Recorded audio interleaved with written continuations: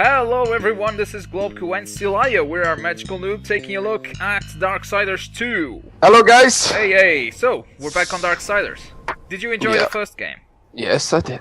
Very much. I actually didn't finish it, but I know the ending. I was very close to the ending, but my computer broke down, and that's why I had to buy a new one, but I know the whole story in the first So you one. just went to YouTube, watched the ending and stuff? Yeah, I didn't want to do it all again. Yeah, I can totally understand that. So, Darksiders 2, it's still a combat puzzle platform game, but now I guess it feels a bit more like a role-playing game also.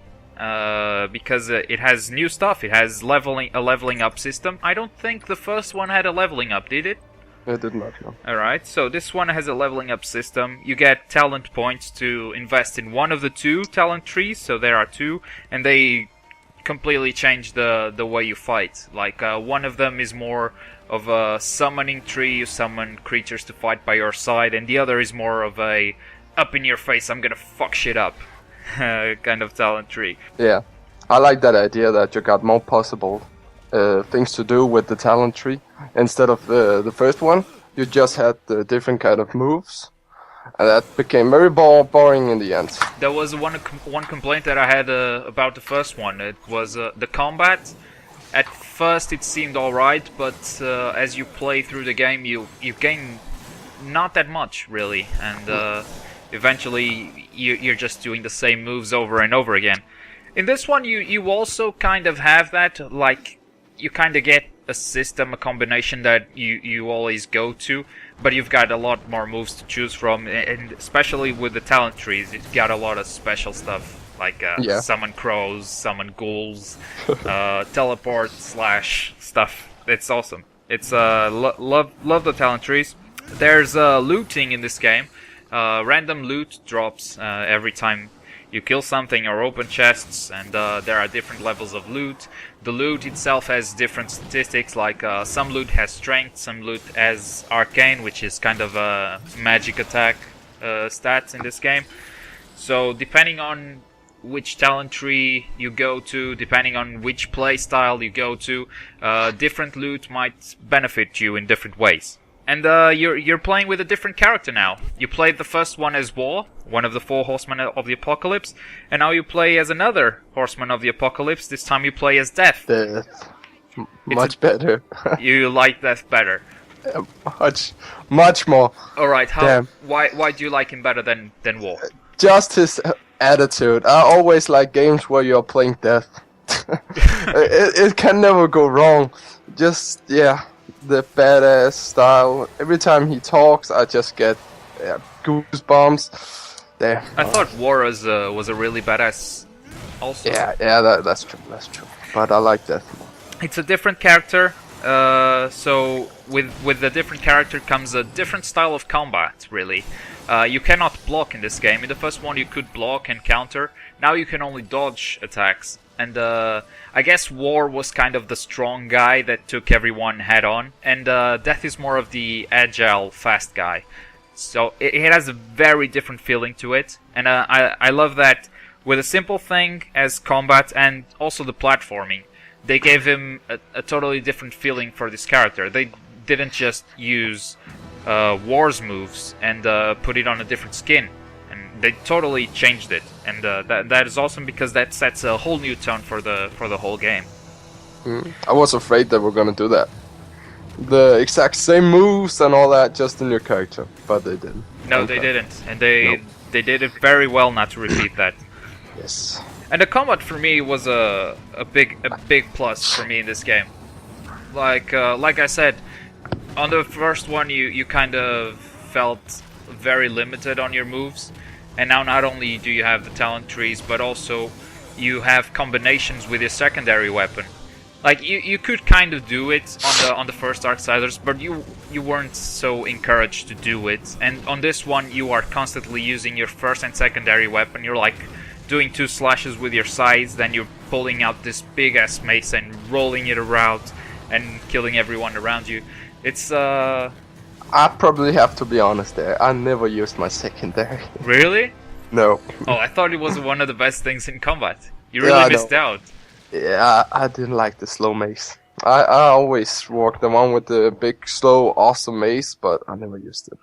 I'm more of the fast guy. But there are secondary fast weapons also. I don't like them. Yeah, I know, but I just found it more easier just to use the sixth. Okay. I didn't really like the secondary fast weapons, but I think that's just because they weren't my style. They weren't necessarily bad. It was just a personal preference. Because I saw no meaning in changing to a fast. True. Too fast weapons, but... True. I like the slow one because it feels like it has more AoE. So if I'm surrounded, all of a sudden I can just press the slow weapon, and it does like this spin where everyone around him gets hit. It was kind of my go-to in case I'm surrounded by people. Yeah, true. Or you could just use your abilities if you choose the right ones. Yeah, but there are always those moments where you're out of mana and Wrath, but that's okay. Yeah, Wrath, that's not mana.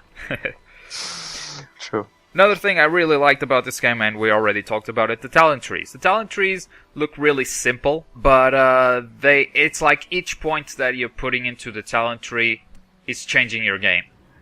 Like, you put a point in teleport slash, you're using that shit all the time. All the time. Then teleport slash also comes with other stuff if you want to upgrade it to that. If you want to do a teleport slash and burn your enemies when you do a teleport slash, you can upgrade it to that. You can steal health when you do a teleport slash. You can freeze your enemies. And this is just one ability we're talking about. Right? There are... I don't think all the other abilities, they're not boosting it as much as the teleport.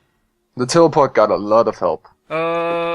True, but I've on the later levels I started going to the other talent tree, and there's an ability which is death summon some crows, and the crows go in attack. That just seems like overpowered when you reach the maximum, because they attack your target, they steal health for you, and it's like 3 waves of crows always doing damage, and they do insane damage. So I think, yeah, you kind of feel that about teleport slash because that was the first thing you picked up, but I think people are gonna feel that about any ability they pick up first, and if they invest in that ability. Teleport slash, they got 5 helping ability. No, actually 6. And like Harvest, the AoE one. It's got 6 bonus? The teleport slash has got 6 bonus? Okay. 6 bonus, and the Harvest, where you spin around, only got 3. So, that's a big difference. Well, yeah.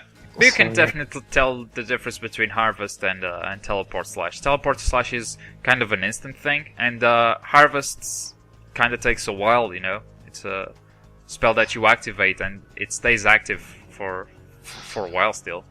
Mm. Did you use the Unstoppable Globku? I did. I bought it. I thought I'm gonna use this whenever a big guy comes up, but then I just forgot about it all the time. Oh, that was helpful for me, actually. Yeah. That's a big bonus, Globku. What? I like the last one on the Necromancer better. I haven't tried the Necromancer at all, actually. I only went for the Harbinger. Well, there's another experience that you're missing out on this game, then. Yeah. Yes. Go do the Crucible. The Crucible is kind of an arena that you can just defeat waves and waves of enemies. So if you finish the game, you can... you still have something to do. Exactly. So go respec, go to the Crucible, try the new abilities out. It's really cool. Love the characters in this game also. The first game was really strong because of the characters they created. I thought it's like you played as War, which was an awesome character for me, and you kept meeting these amazing characters, and it's like they don't overlap. It's never too much awesome. And on the second game, they still managed to create new characters, and they still look original as fuck, and they still rock. I don't know. That's one of the things that's very awesome. No matter how much I played, I was always looking forward to a cutscene. Always. True. Oh, a cutscene. Awesome. Lean back and watch. I like that so much. Tons of boss fights in this game, also. Some bosses do feel like they're just repeated fights. They're just the same moves on a different skin. But I'll take that. Instead of just a long puzzle platform, I'll take a repeated boss. But still, excluding these repeated boss fights, you've got a lot of boss fights. And boss fights on the first Darksiders were really amazing. On this one, yeah. You're gonna have fun if you like the first game. Yeah. But there were all the puzzles, Globku. Did you think there was too many? Yeah, not enough. Too many puzzles, yes. Yeah. Too many puzzle platforming. Yes. It's like you do a story segment, and then in order to progress on the story, you have to clear this this section of puzzle platforming. Can be a dungeon, can be whatever. I thought they were very long. They were unnecessarily long. They weren't too complicated, okay, but they were long, and I thought it really affected the pacing of the story.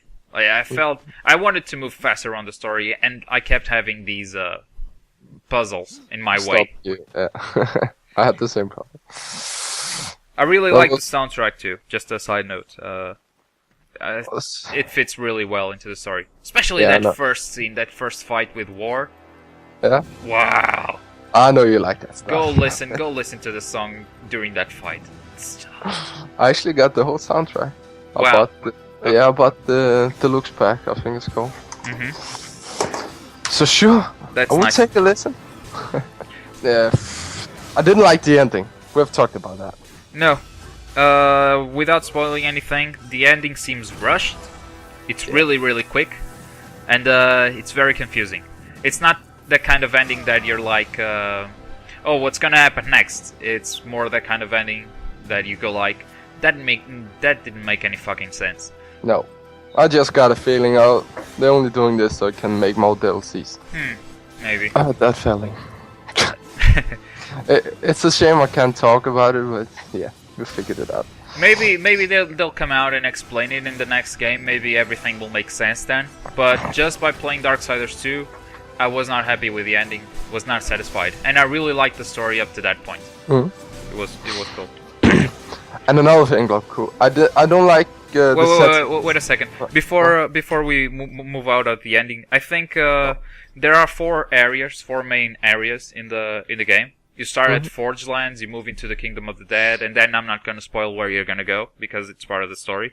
But the first two areas, Forge Lands and Kingdom of the Dead, huge, awesome. Okay, the last two, really small areas. It's just straightforward, yeah. Exactly. It feels like the ending was really rushed. I don't know if the areas suffered because of it, because those are the last two areas essentially. But yeah, I didn't like this unbalanced feeling to it. I don't know. The first two areas were amazing. Don't take me wrong. Really big, really a lot to explore. But they really give you a feeling of open world. But the last two, they don't. It's just a linear path to a dungeon. So you were saying? The settings. I never liked the settings. Before you start the game, you got all the performance settings, but you don't. Because it's a bad port. The first one was also a bad port. Yeah. And I know friends, some of my friends, they got not that good computer, and they want to play the game, but they can't because they only got one settings. There is only shadow settings, but how much does that help? So that's kind of lower.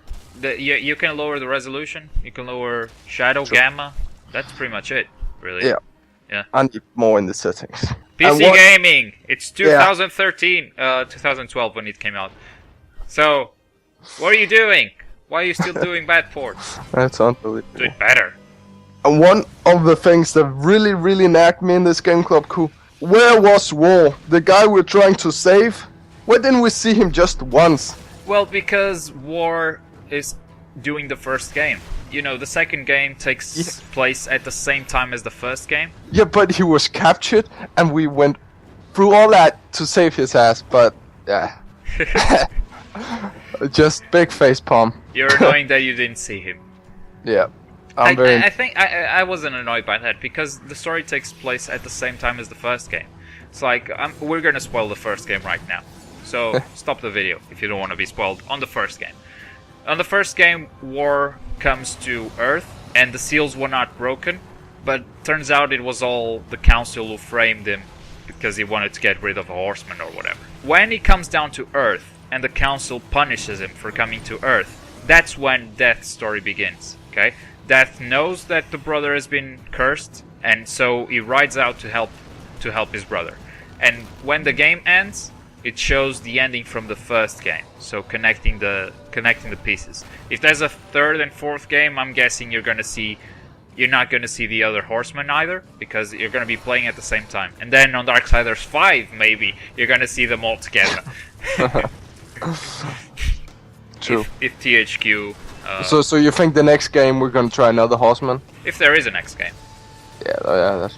This one didn't do as good as they expected. It did good, but not as good as they expected. And THQ is having some problems now. It's in the news everywhere. They filed for bankruptcy. So we'll see how it goes. All right, that's been Magical Loop taking a look at Darksiders 2. Thank you very much for watching. Like, subscribe, and that stuff. Thank you, Sylaia. See you next time. Yes, boy.